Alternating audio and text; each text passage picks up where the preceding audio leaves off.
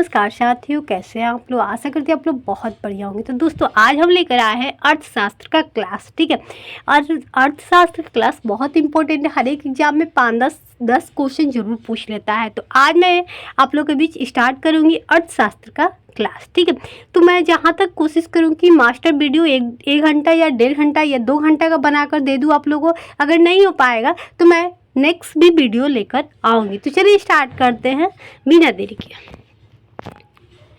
अर्थशास्त्र कितने प्रकार का होता है? 2 प्रकार का होता है, 2 तरह का होता है। एक समाविष्ट अर्थशास्त्र, एक होता है सूक्ष्म अर्थशास्त्र। ठीक है, समाविष्ट अर्थशास्त्र क्या होता है? समाविष्ट अर्थशास्त्र में समस्त आर्थिक क्रियाओं का संपूर्ण रूप से अध्ययन किया जाता है, उसे हम लोग समाविष्ट अर्थशास्त्र कहते हैं। राष्ट्रीय आय, उत्पादन, बेरोजगारी। ठीक है, उसके बाद आ रहा है माइक्रो सूक्ष्म अर्थशास्त्र। ये क्या होता है? सूक्ष्म विशिष्ट अर्थशास्त्र में व्यक्तिगत आय, व्यक्तिगत इकाई और व्यक्तिगत उत्पादन का अध्ययन किया जाता है, उसे हम लोग क्या कहते हैं? माइक्रो सूक्ष्म अर्थशास्त्र। ठीक है, अब हम आगे बढ़ते हैं दोस्तों। यहाँ पे आ रहे कि अर्थशास्त्र के कितने प्रकार होता है? तो 3 प्रकार होता है, पूंजीवादी, समाजवादी, मिश्रित अर्थव्यवस्था। ठीक है, चलिए हम समझते हैं एक एक करके। पूंजीवादी क्या होता है? स्वामित्व होता है। ठीक है, पूंजीवादी, समाजवादी और मिश्रितवादी। ठीक है, इसमें क्या होता है दोस्तों? पूंजीवादी जो होता है व्यक्तिगत होता है। ठीक है, मतलब कोई भी चीज़ जैसे कुछ भी खरीदना होगा, रेलगाड़ी, ट्रेन, मतलब जो भी हो, बड़ी बड़ी कंपनियां खरीदना हो तो खरीद सकता है। ठीक है, उसे हम लोग पूंजीवादी अर्थव्यवस्था कहते हैं। उस देश में सबसे ज़्यादा प्राइवेटेशन रहता है, कंपनियों का मतलब जलवा रहता है। ठीक है, और समाजवादी क्या होता है? समाजवादी में जो होता है वो सरकार के नियंत्रण में होता है। सरकार जो चाहती है वही करती है। ठीक है, वो किसके लिए करती है? तो इसमें देखिए इसका मकसद क्या होता है? तो इसमें जो होता है व्यक्तिगत के ही लाभ मिलता है, लेकिन समाजवादी में जो होता है वो क्या होता है? समाज कल्याण के लिए किया जाता है। उस देश में समाज कल्याण के लिए सबसे अधिक किया जाता है। ठीक है, अब मिश्रितवादी क्या होता है? जिसमें पूंजीवादी और समाजवादी दोनों आते हैं, मतलब प्राइवेटेशन और गवर्नमेंट दोनों आती है, उसे हम लोग मिश्रितवादी देश कहते हैं। अब मिश्रित अर्थव्यवस्था कहते हैं। ठीक है, इसमें क्या आएगा? इसमें दोनों आएगा, लाभ भी होगा और समाज कल्याण भी होगा। तो हमारे देश में बहुत अच्छा है कि हम लोग के देश में लाभ भी होता है और समाज कल्याण भी होता है। चलिए आगे बढ़ते हैं दोस्तों। यहाँ पे देखिए सरकार की भूमिका क्या होती है। इसमें कोई भूमिका नहीं होती भाई, प्राइवेट चीज़ है तो कोई भूमिका नहीं रहती है। लेकिन अगर सरकारी है, सरकार के नियंत्रण में है, तो भूमिका रहता है। लेकिन क्या होता है? जब दोनों रहता है तो सीमित भूमिका रहती है। ठीक है, अब हम देखेंगे आय का वितरण और समान रहता है प्राइवेट में, और सरकारी में क्या होता है? समान रहता है, पूरी तरह समान रहता है, समान रूप से रहता है। इसमें कम असमान, मतलब जिसमें दोनों होता है उसमें कम असमान रहता है। अब अरे आर्थिक स्वतंत्रता, पूरी स्वतंत्रता रहता है। जहाँ पे प्राइवेटेशन रहता है वो लोग अपने मन से पैसा बढ़ा सकते हैं, घटा सकते हैं। प्राइवेट स्कूल ही ले लो ना, जहाँ पे प्राइवेटेशन है वहाँ पे भाई बहुत ज़्यादा फायदा है। तो वहाँ पे पूरी स्वतंत्रता, जो मन करो वो करो, कोई दिक्कत नहीं है। ठीक है, लेकिन अगर आप गवर्नमेंट के अंडर में आप रहते हैं, कुछ काम करते हैं, तो भाई उसी के अनुसार चलना पड़ेगा। तो वहाँ पे स्वतंत्रता की कमी हो रहती है। ठीक है, अब हम चलते हैं नेक्स्ट पे। अर्थव्यवस्था के 3 क्षेत्र होता है। कौन कौन? प्राथमिक क्षेत्र, द्वितीय क्षेत्र, तृतीय क्षेत्र। ठीक है, अब क्या होता है दोस्तों, आइए हम समझते हैं। यहाँ पे प्राथमिक क्षेत्र में क्या होता है? सीधे तौर पे पर्यावरण पर निर्भर हो, मतलब जो सीधे तौर पे पर्यावरण पर निर्भर हो उसे हम लोग क्या कहते हैं? प्राथमिक क्षेत्र। जैसे कृषि, मत्स्य पालन, पशुपालन, खनन, सब क्या होता है? पर्यावरण पे निर्भर रहता है। इसमें संलग्न श्रम की प्रकृति को रेड कलर जॉब के जरिए संकेतित किया जाता है। ठीक है, अब हम नेक्स्ट क्वेश्चन पे पहुंचते हैं दोस्तों। द्वितीय अर्थव्यवस्था। अर्थव्यवस्था का वह क्षेत्र जो प्राथमिक क्षेत्र के उत्पादों को अपनी गतिविधियों में कच्चे मालों की तरह उपयोग किया करता है, उसे हम लोग द्वितीय क्षेत्र कहते हैं। जैसे हम लोग कृषि में क्या किए, जैसे हम लोग ये धान बो दिए तो प्राथमिक क्षेत्र हो गया। ठीक है, अब हम धान में से पीट पाट के उसको क्या किए? धान निकालिए। धान निकाल कर हम कहाँ जाएंगे? चक्की में जाएंगे उसको कुटवाने के लिए। तो क्या हो गया? द्वितीय क्षेत्र। याद रखिएगा दोस्तों, समझ में आए? या जैसे मान लीजिए कपास निकाले लो, ठीक है, रेशम निकाले लो, तो कपड़ा बनाने के लिए उसको भेजिएगा उद्योग में, कारखाना में, जो भी होगा, तो क्या हो गया? द्वितीय क्षेत्र हो गया। ठीक है, अब आप उसके अलावा हम क्या बताया और आप लोग को, जैसे आप लोग ये हो गया क्या बोलते हैं हम लोग के यहाँ आटा होता है, तो आटा हो गया, जैसे आटा हो गया तो उसको क्या करते हैं, जैसे गेहूँ हो गया, हम लोग ये गेहूँ खेत में बो दिए, गेहूँ आगे घर पे, उसको पिसवाने के लिए कहाँ गए, चक्की में, तो क्या हुआ द्वितीय क्षेत्र, लोहा इस्पात उद्योग, वस्त्र उद्योग, वाहन, इलेक्ट्रॉनिक आदि। ठीक है, अब हम नेक्स्ट पे पहुंच रहे हैं। इसका देखिए ये क्या होता है, ब्लू कलर जॉब होता है, देश की रीढ़ की हड्डी होती है। ठीक है, द्वितीय क्षेत्र। अब हम तृतीय क्षेत्र पे आ गए। तृतीय क्षेत्र क्या होता है, सेवा क्षेत्र होता है।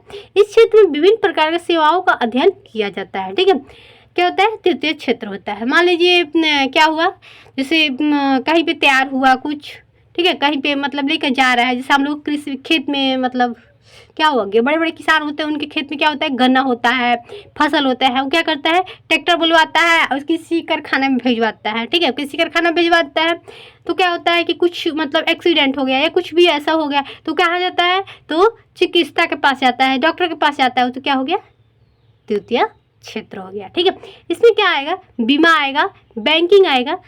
ठीक है, उसमें से जो पैसा मिलता है वो कहाँ जाता है, बैंक में जाता है भाई, बीमा कराने के लोग जाता है, कुछ ऐसा एक्सीडेंट हो गया तो लोग कहाँ जाता है, डॉक्टर के पास जाते हैं। ठीक है, पैसा मिलता है तो कहाँ जाता है, उच्च शिक्षा करते हैं, प्राप्त करते हैं। ठीक है, आइए इसके बाद हम समझते हैं दोस्तों। अब आ रहे चतुर्थात्मक क्षेत्र। यह क्या होता है, ये सरकार, संस्कृति, पुस्तकालय, वैज्ञानिक अनुसंधान, शिक्षा और सूचना प्रौद्योगिकी से जुड़ी वैश्विक गतिविधियों पर आधारित है। ठीक है, इसके बाद हम एक समझते हैं दोस्तों, क्यूनरी क्षेत्र। ऐसे क्षेत्र जो नए और मौजूद विचारों में निर्माण, व्यवस्था पर ध्यान केंद्रित करती है, उसे हम लोग क्यूनरी क्षेत्र कहते हैं। राजनीतिक, वरिष्ठ, व्यापार, कार्यकारी। ठीक है, अब हम चलते हैं नेक्स्ट पे। तृतीय क्षेत्र में भारतीय अर्थव्यवस्था के सकल राष्ट्रीय उत्पाद में सबसे अधिक योगदान होता है। भाई तृतीय क्षेत्र जो होता है, भारतीय राष्ट्रीय कांग्रेस सकल राष्ट्रीय उत्पाद में सबसे अधिक योगदान होता है। ठीक है, सबसे कम उत्पाद जो होता है प्राथमिकी क्षेत्र का होता है, याद रखिएगा। ठीक है, सबसे ज्यादा कार्य में संलग्न लोग क्या होता है, प्राथमिकी क्षेत्र से तृतीय क्षेत्र में आते हैं। ठीक है, अब आता है राष्ट्रीय आय क्या होता है। राष्ट्रीय आय क्या होता है, तो राष्ट्रीय आय की गणना जीडीपी, सकल घरेलू उत्पाद, इसका फुल फॉर्म होता है। ठीक है, जीडीपी की फुल फॉर्म क्या होता है, सकल घरेलू उत्पाद। ये क्या होता है, किसी भी देश की सीमाओं के भीतर एक समय अवधि में आमतौर पर एक वर्ष में उत्पादित सभी वस्तुओं के अंतिम वस्तुओं और सेवाओं का मौद्रिक मूल्य। मतलब किसी घर में अगर आप लोग हैं और उसके परिवार में जो भी खर्चा हुआ एक साल के अंदर, वही है जीडीपी। वैसे हमारे देश में जितने भी एक साल के अंदर खर्चा हुआ, ठीक है, अंतिम वस्तु और सेवाओं के मौद्रिक मूल्य को हम लोग क्या कहते हैं, जीडीपी कहते हैं। दोस्तों आप लोगों को समझ में आ गया होगा, बहुत इजी ट्रिक है। ठीक है, आज के बाद आप लोगों को परेशानी नहीं होगी। ठीक है, अब आ रहा तृतीय वर्ष, 1 अप्रैल 31 मार्च को ये होता है। ठीक है, अब हम पढ़ेंगे जीएनपी। भाई क्या होता है, जीएनपी क्या होता है, सकल राष्ट्रीय उत्पाद। याद रखिएगा, देश के निवासियों द्वारा देश में या विदेश में एक वर्ष में किए गए अंतिम वर्ष उत्पादित कुल वस्तु और सेवाएं के मौद्रिक मूल्य को सकल राष्ट्रीय उत्पाद कहा है। तो भाई समझ में आया आप लोग कुछ।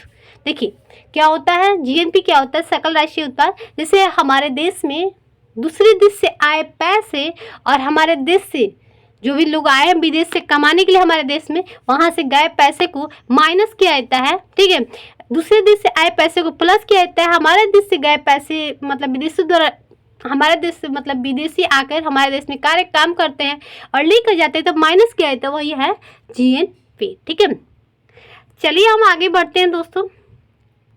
अब यह कह रहे हैं जीएनपी, जीडीपी प्लस विदेशों से शुद्ध कार्यक आय, वही ना बोलते हैं। चलो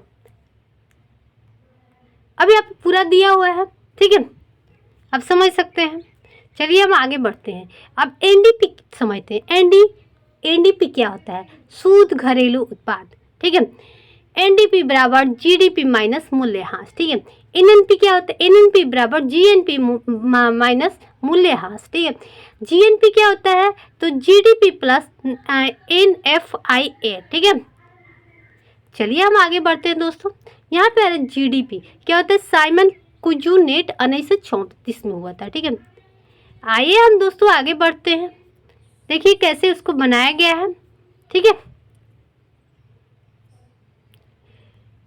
अब आ रहा जीडीपी की गणना करने का तरीका, मूल्य उत्पाद वर्धित क्या लिखा है, रणनीत विधि, आउटपुट इनपुट।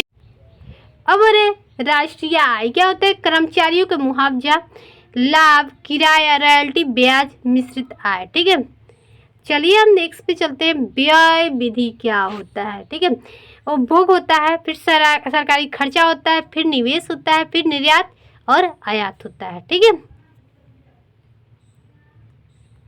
अब आता है प्रति व्यक्ति आय, राष्ट्रीय आय बराबर जनसंख्या। ठीक है, अब आ रहे क्रय शक्ति क्षमता, किन्हीं दो देशों के बीच वस्तु या सेवा की कीमत में मौजूद अंतर होता है, उसे हम लोग क्या कहते हैं, क्रय शक्ति क्षमता।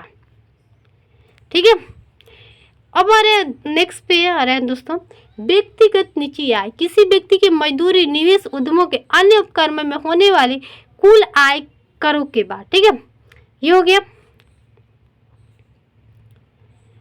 निजी आय बराबर एन प्लस आय अर्जित लेकिन प्राप्त नहीं, प्लस आय प्राप्त लेकिन अर्जित नहीं। ठीक है,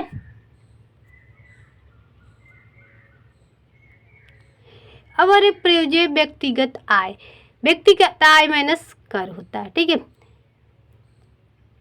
जीडीपीएफसी, जीडीपीएमपी ये होता है सकल बटा नेट अप्रत्यक्ष कर। फिर आ रहा है जीडीपी, ठीक है, बराबर जीडीपीएमसी माइनस अप्रत्यक्ष कर सब्सिडी। उसके बाद आ रहा है जीडीपीएफसी बराबर जीडीपीएमसी माइनस कर प्लस सब्सिडी। ठीक है, चलिए हम लोग आगे बढ़ते हैं।